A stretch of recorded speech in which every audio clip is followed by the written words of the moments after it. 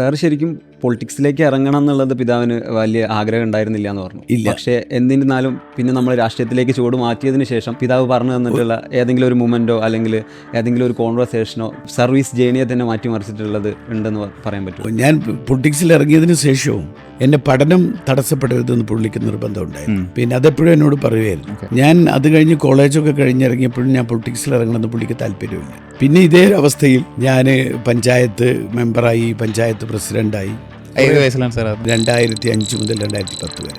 ആ സമയത്ത് ഞാൻ ചെയ്ത കുറേ പ്രോജക്റ്റുകൾ, അപ്പോൾ അതിന് കുറേ അംഗീകാരങ്ങൾ ലഭിച്ചു. കുറച്ചും കൂടി നമ്മളുടെ ഒരു ഇന്നോവേറ്റീവ് ആയിട്ടുള്ള കുറേ ഐഡിയാസ് ആയി. പിന്നെ ആദ്യമായി 65 വയസ്സാഴെയുള്ള മുഴുവൻ ആളുകളും 4ാം ക്ലാസ് പാസ്സായ ഇന്ത്യയിലെ ആദ്യത്തെ ഗ്രാമമായി, ടോട്ടൽ പ്രൈമറി എഡ്യൂക്കേഷൻ കിട്ടിയ ഗ്രാമമായി നിലമ്പൂർ മാറി.